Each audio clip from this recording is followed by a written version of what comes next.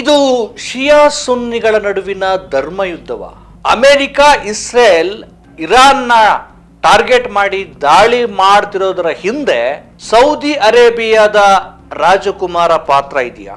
ಅದ್ಯಾಕೆ ಎರಡು ಪ್ರಬಲ ರಾಷ್ಟ್ರಗಳು ಅಮೆರಿಕ ಮತ್ತು ಇಸ್ರೇಲ್ ಮುಸ್ಲಿಂ ರಾಷ್ಟ್ರದ ಮೇಲೆ ದಾಳಿ ಮಾಡ್ತಿರುವಾಗ ಇತರೆ ಮುಸ್ಲಿಂ ರಾಷ್ಟ್ರಗಳು ಯಾಕೆ ಸುಮ್ಮನಾಗಿವೆ? ಇದರ ಹಿಂದೆ ಇರುವಂತಹ ರಾಜಕಾರಣ ಆದ್ರೂ ಏನು?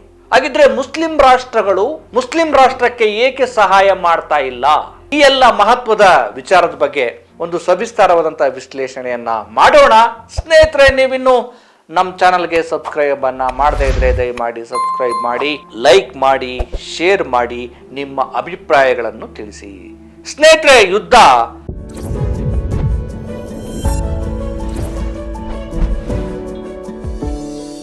ಯಾರಿಗೂ ಒಳ್ಳೆಯದಲ್ಲ, ಯಾವ ದೇಶಕ್ಕೂ ಒಳ್ಳೆಯದಲ್ಲ. ಆದರೆ ಅನಿವಾರ್ಯವಾಗಿ ಯುದ್ಧದ ಸಂದರ್ಭ ಮತ್ತು ಯುದ್ಧ ಈಗಾಗಲೇ ನಡೀತಾ ಇದೆ. ಮೂರನೇ ಮಹಾಯುದ್ಧ ನಡೆಯುತ್ತಾ ಅನ್ನುವಂತ ಚರ್ಚೆಗಳು ನಡೀತಿರುವ ಸಂದರ್ಭದಲ್ಲೇ ಇಸ್ರೇಲ್ ಮತ್ತು ಅಮೆರಿಕ ಈ ಎರಡೂ ರಾಷ್ಟ್ರಗಳು ಜಂಟಿಯಾಗಿ ಇರಾನ್ ಮೇಲೆ ದಾಳಿಯನ್ನ ಮಾಡ್ತಾ ಇದ್ದಾವೆ. ಇದಕ್ಕೆ ಪ್ರತಿರೋಧವಾಗಿ ಇರಾನ್ ತನ್ನ ದೇಶದ ಪರಮೋಚ್ಚ ನಾಯಕ ಖಮೇನಿ ಅವರನ್ನ ಕಳೆದುಕೊಂಡು, ಜೊತೆಗೆ ಇದಕ್ಕೆ ನಮ್ಮ ನಾಯಕನ ಹತ್ಯೆಗೆ ಪ್ರತಿಕಾರವನ್ನ ತೀರಿಸಿಕೊಳ್ತೇವೆ ಅಂತೇಳಿ ತನ್ನ ಕೈಲಾದ ಮಟ್ಟಿಗೆ ತನ್ನಲ್ಲಿರುವ ಸಾಮರ್ಥ್ಯವನ್ನ, ಅದರಲ್ಲೂ ಕ್ಷಿಪಣಿ ಸಾಮರ್ಥ್ಯವನ್ನ ಬಳಕೆ ಮಾಡಿಕೊಂಡು ಒಂದು ರೀತಿಯ ಸರಿಯಾದ ಪ್ರತಿರೋಧವನ್ನೇ ಇರಾನ್ ಕೊಡ್ತಾ ಇದೆ. ಆದ್ರೆ ಇಲ್ಲಿ ಸಮಸ್ಯೆ ಆಗ್ತಿರೋದೇನು ಅಂದ್ರೆ, ಮುಸ್ಲಿಂ ರಾಷ್ಟ್ರಗಳು ಅಂದ್ರೆ ಎರಡು ಪ್ರಬಲ ರಾಷ್ಟ್ರಗಳು ಒಂದು ಮುಸ್ಲಿಂ ರಾಷ್ಟ್ರದ ಮೇಲೆ ದಾಳಿ ಮಾಡ್ತಿರ್ಬೇಕಾದ್ರೆ ಅಕ್ಕಪಕ್ಕದಲ್ಲಿರುವಂತಹ ಮುಸ್ಲಿಂ ರಾಷ್ಟ್ರಗಳು ಯಾಕೆ ಸುಮ್ಮನೆ ಮೌನವಾಗಿ ಕುಳಿತಿದ್ದಾವಲ್ಲ? ಸಪೋರ್ಟ್ ಮಾಡ್ಬೇಕಾಗಿತ್ತಲ್ಲ, ಯಾಕೆ? ಇನ್ನೊಂದು, ಈ ಮುಸ್ಲಿಂ ರಾಷ್ಟ್ರಗಳ ಮೇಲೆ ಅಂದ್ರೆ ಅರಬ್ ರಾಷ್ಟ್ರಗಳ ಮೇಲೆ ಮುಸ್ಲಿಂ ಕಂಟ್ರಿ ಆಗಿರುವಂತ ಇರಾನ್ ದಾಳಿ ಮಾಡ್ತಾ ಇದೆ. Saudi, UAE, Abu Dhabi, Qatar, Bahrain ದಾಳಿ ಮಾಡ್ತಾ ಇದೆ. ಅದನ್ನ ಹಿಂಗೆ ಹೇಳಲಾಗ್ತಾ ಇದೆ ಅಲ್ಲೆಲ್ಲ ಅಮೆರಿಕದ ಸೇನಾ ಏರ್ಬೇಸ್ಗಳಿವೆ, ಆ ಕಾರಣಕ್ಕೋಸ್ಕರ ಏನು ಇರಾನ್ ದಾಳಿ ಮಾಡ್ತಾ ಇದೆ. ಅಮೆರಿಕದ ಸೇನಾ ನೆಲೆಗಳು ಈ ಮುಸ್ಲಿಂ ರಾಷ್ಟ್ರಗಳಲ್ಲಿ ಇದಾವೆ ಅನ್ನೋ ಕಾರಣ ಅಷ್ಟೇ ಅಲ್ಲ, ಈ ಮುಸ್ಲಿಂ ರಾಷ್ಟ್ರಗಳ ಮೇಲೆಯೂ ಕೂಡ ಒಂದು ಗುರುತರವಾದಂತಹ ದಾಳಿಯನ್ನೇ ಅಂದ್ರೆ ಅವುಗಳ ಮೇಲೆ ಸಿಟ್ಟಿಟ್ಕೊಂಡೇ ಇರಾನ್ ದಾಳಿ ಮಾಡ್ತಾ ಇದೆ. ಯಾಕೆ ಮುಸ್ಲಿಂ ರಾಷ್ಟ್ರಗಳು ಮುಸ್ಲಿಂ ರಾಷ್ಟ್ರವನ್ನ ಯಾಕೆ ದ್ವೇಷ ಮಾಡ್ತಾ ಇದ್ದಾವೆ? ಇದರ ಹಿಂದಿರುವ ರಾಜಕಾರಣ ಏನು? ಇಲ್ಲ ಅಂದಿದ್ರೆ ಈ ಎಲ್ಲ ಮುಸ್ಲಿಂ ರಾಷ್ಟ್ರಗಳು ಒಂದಾಗಿದ್ರೆ ಇವತ್ತು ಅಮೆರಿಕ ಮತ್ತು ಇಸ್ರೇಲ್ ಅನ್ನ ಎದುರಿಸಬಹುದಿತ್ತಲ್ಲ. ಯಾಕೆ ಈ ಕೆಲವು ಮುಸ್ಲಿಂ ರಾಷ್ಟ್ರಗಳು ಇಸ್ರೇಲ್ ಮತ್ತು ಅಮೆರಿಕವನ್ನ ಸಪೋರ್ಟ್ ಮಾಡ್ತಾ ಇದ್ದಾವೆ? ಇರಾನ್ ಯಾಕೆ ಏಕಾಂಗಿಯಾಗಿ ಮಾಡ್ತಾ ಇದ್ದಾವೆ? ಇದ್ರ ಬಗ್ಗೆ ಮಾತಾಡೋಣ. ಸ್ನೇಹಿತರೆ, ಮೊದಲನೇದಾಗಿ ಪ್ಯಾಲೆಸ್ತೇನ್ ಅನ್ನುವಂತ ಒಂದು ದೇಶ ಮೂಲತಃ ಅದೊಂದು ಅರಬ್ ದೇಶ. ಸಾವಿರಾರು ವರ್ಷಗಳ ಹಿಂದೆ ಹಿಟ್ಲರ್ ಯಹೂದ್ಯರನ್ನ ಟಾರ್ಗೆಟ್ ಮಾಡಿ ಅವರನ್ನ ನರಮೇಧ ಮಾಡಿದ ಸಂದರ್ಭದಲ್ಲಿ ಅನಂತರ ಯಹೂದ್ಯರು ಚಲ್ಲಾಪಿಲ್ಲಿಯಾಗಿ ಬೇರೆ ಬೇರೆ ಕಡೆ ಚೆದರು ಹೋಗ್ತಾರೆ. ಬ್ರಿಟಿಷರ ಕಾಲದಲ್ಲೂ ಕೂಡ ಚೆದರು ಹೋಗಿರ್ತಾರೆ. ಈ ಯಹೂದ್ಯರಿಗೆ ತನ್ನದೊಂದು ನೆಲೆ ಬೇಕಾಗಿರುತ್ತೆ. ಆ ಕಾರಣಕ್ಕೋಸ್ಕರ ಅವ್ರು ಏನ್ ಮಾಡ್ತಾರೆ, ಪ್ಯಾಲೆಸ್ತೇನ್ಗೆ ಬರ್ತಾರೆ. ಈ ಯಹೂದ್ಯರು ಬಂದು ಇಲ್ಲಿ ಸೇರ್ಕೊಳ್ತಾರೆ. ಅದು ಎಷ್ಟರ ಮಟ್ಟಿಗೆ ಅಂದ್ರೆ ಅರಬ್ ದೇಶದ ಜನರ ಜನಸಂಖ್ಯೆಯನ್ನೇ ಕಡಿಮೆ ಮಾಡುವ ಮಟ್ಟಕ್ಕೆ ಇವರ ಜನಸಂಖ್ಯೆ ಹೆಚ್ಚಾಗುತ್ತೆ. ಬೇರೆ ಬೇರೆ ಕಡೆ ಬರ್ತಾರೆ, ಇವರು ಆ ದೇಶವನ್ನ ಆಕ್ಯುಪೈ ಮಾಡ್ಕೊಳ್ತಾರೆ, ಆಕ್ರಮಿಸ್ಕೊಳ್ತಾರೆ. ಅಂದ್ರೆ ವ್ಯಾಪಾರಿ ಮನೋಭಾವ, ಹೋದ ಪ್ರದೇಶವನ್ನು ಕಬಳಿಸುವ ಮನಸ್ಥಿತಿ ಹೊಂದಿರುವಂತ ಯಹೂದ್ಯರು ಇಲ್ಲಿ ತನ್ನ ಪ್ರಭಾವವನ್ನು ಹೆಚ್ಚಿಸ್ಕೊಳ್ತಾರೆ. ಸಹಜವಾಗಿ ಅವಾಗಿನಿಂದಲೂ ಕೂಡ ಈ ಪ್ಯಾಲೆಸ್ತೇನರಿಗೆ ಮತ್ತೆ ಈ ಇಸ್ರೇಲಿಗರಿಗೆ ಜಗಳ ನಡೀತಾನೆ ಇರುತ್ತೆ, ಯುದ್ಧ ನಡೀತಾ ಇರುತ್ತೆ, ಸಂಘರ್ಷಗಳು ನಡೀತಾ ಇರ್ತವೆ. ಇದು ನಮ್ಮ ನೆಲ, ನಮ್ಮ ನೆಲವನ್ನು ಬಿಟ್ಟು ಹೋಗಿ ಅಂತೇಳಿ ಪ್ಯಾಲೆಸ್ತೇನ್ ಹೋರಾಟಗಳು ನಡೀತಾ ಇರ್ತವೆ. ಅದರ ಜೊತೆಗೇನೆ ಏನು ಇರಾನ್ ಕೂಡ ಇವ್ರನ್ನ ಫೇಸ್ ಮಾಡೋದಕ್ಕೆ, ಇಸ್ರೇಲನ್ನ ಫೇಸ್ ಮಾಡೋದಕ್ಕೆ ಒಂದಷ್ಟು ಬೇರೆ ಬೇರೆ ಏನು ದಾಳಿ ಮಾಡುವ ಹಿಜ್ಬುಲ್ಲಾ, ಹಮಾಸ್ ಅಂತ ಸಂಸ್ಥೆಗಳನ್ನ ಏನು ದಾಳಿ ಮಾಡುವ ಸಂಘಟನೆಗಳನ್ನ ಇಟ್ಕೊಂಡಿರುತ್ತೆ. ಅದನ್ನ ಭಯೋತ್ಪಾದಕ ಸಂಘಟನೆಗಳಂತ ಹೇಳಲಾಗ್ತಾ ಇದೆ. ಆದ್ರೆ ಇರಾನ್ ಉದ್ದೇಶಪೂರ್ವಕವಾಗಿ ಇಸ್ರೇಲ್ ಅನ್ನ ದಾಳಿ ಮಾಡೋಕ್ಕೋಸ್ಕರ ಈ ಸಂಘಟನೆಗಳನ್ನ ಒಂದ್ ರೀತಿ ಸಾಕೊಂಡಿರುತ್ತೆ. ಇದೆಲ್ಲ ನಡೀತಾ ಇದೆ. ಇದು ಈ ಒಂದ್ ರೀತಿ ಈ ಪ್ಯಾಲೆಸ್ತೇನ್ ನ ಕತೆ. ಇವರೆಲ್ಲ ಬೇರೆ ಕಡೆಯಿಂದ ಬಂದು ಪ್ಯಾಲೆಸ್ತೇನ್ನಲ್ಲಿ ಏನು ತಮ್ಮ ಈ ಅರಬ್ಬರ ಪ್ರದೇಶವನ್ನು ಆಕ್ರಮಿಸಿಕೊಂಡು ಇಲ್ಲಿ ನೆಲೆ ನಿಂತಿರ್ತಾರೆ. ಯಾರು?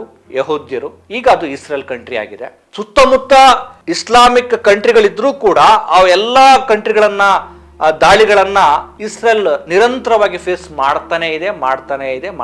ಅದಕ್ಕೆ ಕಾರಣ ಏನು ಅಂದ್ರೆ ಇಸ್ರೇಲ್ ಅಂದ್ರೆ ಇಸ್ಲಾಮಿಕ್ ಕಂಟ್ರಿಗಳ ಸಪೋರ್ಟ್ ಅಂದ್ರೆ ಅವರ ವಿಶ್ವಾಸಕ್ಕೆ ತೆಗೆದುಕೊಳ್ಳಲಿ ಒಂದು ನೆಲೆಯಲ್ಲಿ ಇಸ್ರೇಲ್ ಪ್ರಾಬಲ್ಯವನ್ನ ಮೆರೆಯುತ್ತೆ. ಈಗ ವಿಶೇಷ ಏನು ಅಂದ್ರೆ ಇಸ್ಲಾಮಿಕ್ ದೇಶ ಇರಾನ್, ಆದ್ರೆ ಈ ಅರಬ್ ಕಂಟ್ರಿಗಳು ಕೂಡ ಇಸ್ಲಾಮಿಕ್. ಯಾಕೆ ಈ ದೇಶವನ್ನ ವಿರೋಧ ಮಾಡ್ತಾ ಇದ್ದಾವೆ ಅನ್ನೋದೇ ಪ್ರಶ್ನೆ ಇಲ್ಲಿ ಆಗ ವಿಚಾರ ಬರೋದೇ ಶಿಯಾ ಮತ್ತು ಸುನ್ನಿಗಳು ಅನ್ನುವ. ಈಗ ಇರಾನ್ ಒಂದ್ ರೀತಿ ಶಿಯಾಗಳ ದೇಶ.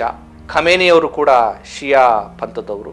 ಈ ಇಸ್ಲಾಮಿಕ್ ಸಮುದಾಯದಲ್ಲಿ ಶಿಯಾ ಮತ್ತು ಸುನ್ನಿಗಳು ಯಾರು ಅಂತ ಅಂದ್ರೆ, ಈಗ ನೋಡಿ, ಶಿಯಾಗಳು ಪ್ರವಾದಿಯವರ ಅಲಿ ಮತ್ತು ಅವರ ಕುಟುಂಬದ ವಂಶಸ್ಥರನ್ನ ನಾವು ಶಿಯಾಗಳು ಅಂತ ಹೇಳಿ ಒಂದು ವಿಭಜಿಸಲಾಗಿದೆ. ಸುನ್ನಿಗಳು ಅಂದ್ರೆ ಪ್ರವಾದಿಯವರ ಸಹಚರರ ಖಲೀಫರು ಅಂತ ಬರ್ತಾರೆ, ಅವರ ನಾಯಕತ್ವವನ್ನ ಅವರನ್ನ ಫಾಲೋ ಮಾಡೋರನ್ನ ನಾವು ಸುನ್ನಿಗಳು ಅಂತ ಕರೀಲಾಗ್ತಾ ಇದೆ. ಈಗ ಇರಾನ್ ಶಿಯಾ ಪ್ರಾಬಲ್ಯ ಇರುವಂತಹ ದೇಶ. ಖಮೇನಿ ಅವರು ಕೂಡ ಶಿಯಾ ಒಂದು ಪಂಗಡವನ್ನ ಒಳಗೊಂಡಂತವ್ರು. ಸೊ ಶಿಯಾಗಳನ್ನ ಕಂಡ್ರೆ ಸುನ್ನಿಗಾಗಲ್ಲ, ಸುನ್ನಿಗಳನ್ನ ಕಂಡ್ರೆ ಶಿಯಾಗಾಗಲ್ಲ ಅನ್ನೋ ತರದ್ದು ಒಂದು ನೆರೇಟಿವ್ ಅನ್ನ ಬಿಂಬಿಸಲಾಗಿದೆ. ಈಗ ನೋಡಿದ್ರೆ ಹಂಗೆ ಅನ್ಸತ್ತೆ, ಆದ್ರೆ ಉದ್ದೇಶ ಬೇರೆ ಇದೆ. ಇದಷ್ಟೇ ಕಾರಣ ಅಲ್ಲ. ಈ ಮುಸ್ಲಿಂ ಕಂಟ್ರಿಗಳು ಮುಸ್ಲಿಂ ರಾಷ್ಟ್ರವನ್ನ ವಿರೋಧ ಮಾಡೋದಕ್ಕೆ ಬೇರೆನೆ ಇದೆ, ಅದನ್ನ ನಾನು ಹೇಳ್ತೀನಿ. ಸೊ ಹಾಗಾಗಿ ಶಿಯಾ ಮತ್ತು ಸುನ್ನಿಗಳ ನಡುವೆ ಈ ಒಂದು ರೀತಿಯ ಅಂತರ ಮತ್ತೆ ಅವ್ರನ್ನ ಕಂಡ್ರೆ ಆಗಲ್ಲ ಅನ್ನೋ ತರದ್ದೆಲ್ಲ ನಡೀತಾ ಇದೆ. ಈಗ ನೋಡಿ, ಇರಾನ್ ಹೊರತುಪಡಿಸಿ ಏನು ಅರಬ್ ಕಂಟ್ರಿಗಳಿದಾವಲ್ಲ, Saudi, UAE, Abu Dhabi, Qatar, Bahrain, ಇವುಗಳಲ್ಲಿ ಸೇನಾ ನೆಲೆಗಳಿಲ್ಲ. ಇಲ್ಲೆಲ್ಲ ಅಮೆರಿಕದ ಸೇನಾ ನೆಲೆಗಳಿದ್ದಾವೆ. ಇವರಿಗೊಂದು ಪ್ರತ್ಯೇಕವಾದಂತ ಒಂದು ಆರ್ಮಿ, ಮಿಲಿಟರಿ ಆ ಥರದ್ದೇನು ಇಲ್ಲ. ಈಗ ಅವರಿಗೆ ಅಮೆರಿಕನೇ ಸಪೋರ್ಟ್ ಮಾಡ್ಬೇಕಾಗತ್ತೆ. ಈಗ ರೊಚ್ಚಿಗೆದ್ದಿರುವಂತ ಇರಾನ್ ಅವ್ರ ಮೇಲೆಲ್ಲ ದಾಳಿ ಮಾಡ್ತಾ ಇದೆ. ನೀವು ನಮ್ಮನ್ನು ಇದು ಮಾಡ್ತೀರಾ, ನಿಮ್ಮನ್ನು ಬಿಡಲ್ಲ, ದಾಳಿ ಮಾಡ್ತೀವಿ ಅಂತ ಹೇಳಿ ಹಿಂಗೆ ದಾಳಿ ಮಾಡ್ತಾ ಇದೆ. ಒಂದು ಚರ್ಚೆ ನಡೀತಾ ಇದೆ, ಇರಾನ್ ಮೇಲೆ ದಾಳಿ ಮಾಡಿ ಖಮೇನಿಯವ್ರನ್ನ ಒಂದ್ ರೀತಿ ಹತ್ಯೆ ಮಾಡಿ ಅಂತೇಳಿ ಅರಬ್ ದೇಶದ ಸೌದಿ ಅರೇಬಿಯಾದ ರಾಜ ಪ್ಲಾನ್ ಮಾಡಿದ್ದಾರೆ ಅಂತೇಳಿ ಚರ್ಚೆಗಳು ನಡೀತಿದ್ದಾವೆ. ಇದು ನಿಜಾನ ಏನು ಅನ್ನೋದು ಇನ್ನು ಬಹಿರಂಗ ಆಗಬೇಕು. ಅವರೇ ಇನ್ನು ಇಸ್ರೇಲ್ ಜೊತೆ ಅಮೆರಿಕದವ್ರ ಟ್ರಂಪ್ ಜೊತೆ ಮಾತುಕತೆ ಮಾಡಿ ಇವ್ರನ್ನ ಈ ಮಟ್ಟ ಹಾಕಬೇಕು ಅನ್ನೋ ಥರದ ಚಿಂತನೆಗಳನ್ನ ಮೊಹಮ್ಮದ್ ಸಲ್ಮಾನ್ ಖಾಸಗಿಯಾಗಿ ಫೋನ್ ಮಾಡಿ ಮಾತಾಡಿದ್ರು ಅನ್ನೋ ಥರದ ಚರ್ಚೆಗಳು ನಡೀತಿದ್ದಾವೆ. ಗೊತ್ತಿಲ್ಲ ಇದು ಎಷ್ಟರ ಮಟ್ಟಿಗೆ ಸತ್ಯ ಅಂತೇಳಿ. ಆದರೆ ಇವು ತಟಸ್ಥವಾಗಿವೆ. ಒಂದು ಇಸ್ಲಾಮಿಕ್ ಕಂಟ್ರಿಯ ಮೇಲೆ ಎರಡು ರಾಷ್ಟ್ರಗಳು ದಾಳಿ ಮಾಡ್ತಿರ್ಬೇಕಾದ್ರೆ ಅದೇ ಇಸ್ಲಾಮಿಕ್ ಕಂಟ್ರಿಗಳು ಸುಮ್ಮನಾಗಿದ್ದಾವೆ. ಅದಕ್ಕೆ ಕಾರಣ ಏನು? ಶಿಯಾ ಸುನ್ನಿ ಅಂತ ಹೇಳ್ಬೇಕಾ ಅಥವಾ ಬೇರೆ ಏನಾದ್ರೂ ಇದೆಯಾ? ಈಗ ಅದನ್ನ ಇಂಪಾರ್ಟೆಂಟ್ ನಾವು ಚರ್ಚೆ ಮಾಡಬೇಕಾಗಿದೆ. ನೋಡಿ ಸ್ನೇಹಿತರೆ, ಈ ಇಸ್ರೇಲ್ ಮತ್ತು ಅಮೆರಿಕ ದೇಶಗಳಿಗೆ, ಅದರಲ್ಲೂ ಅಮೆರಿಕ ಒಂದು ಭಯೋತ್ಪಾದನೆಯನ್ನೇ ಉಂಟು ಮಾಡುವಂತ ದೇಶಕ್ಕೆ ಇವೆಲ್ಲ ಇಂಪಾರ್ಟೆಂಟ್ ಅಲ್ಲ.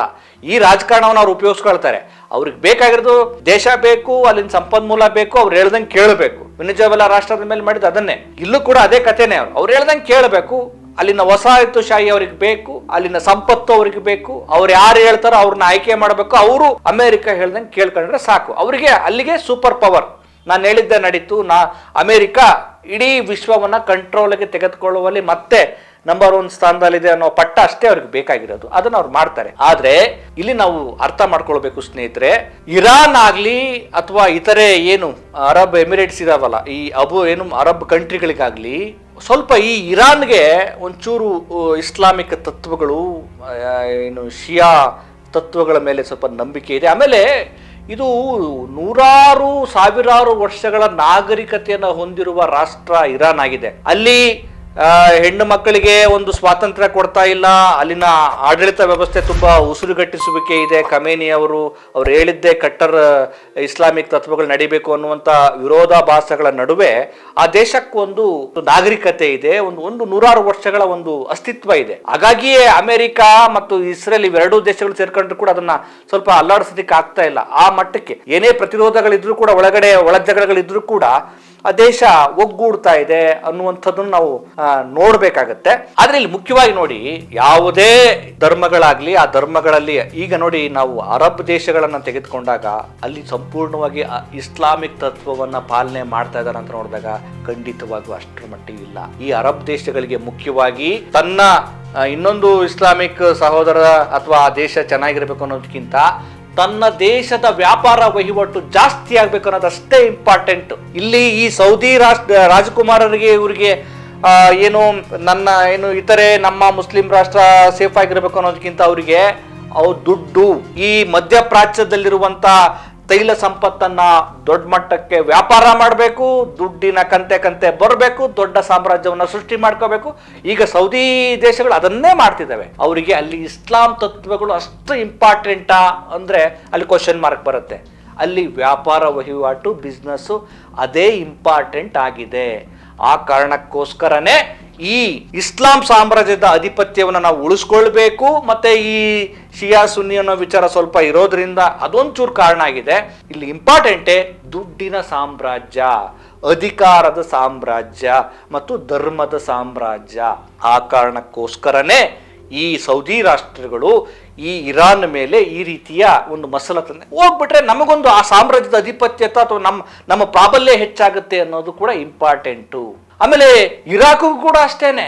ಈ ದೇಶಗಳ ಮೇಲಿನ ಪ್ರೀತಿ ಅಥವಾ ನಮಗದು ಬೇಕು ಅನ್ನೋದಲ್ಲ, ನಾವು ಕೂಡ ತಮ್ಮ ಸಾಮ್ರಾಜ್ಯವನ್ನ ವಿಸ್ತರಣೆ ಮಾಡ್ಕೋಬೇಕು, ಸಾಧ್ಯವಾದಷ್ಟು ತೈಲ ನಿಕ್ಷೇಪವನ್ನ ಎಲ್ಲಾ ದೇಶಗಳಿಗೂ ಹಂಚಬೇಕು, ದುಡ್ಡು ಮಾಡಬೇಕು, ಮತ್ತೆ ನಾವು ಅಂದ್ಕೊಂಡು ಆಡಳಿತ ವ್ಯವಸ್ಥೆನ ಮಾಡಬೇಕು.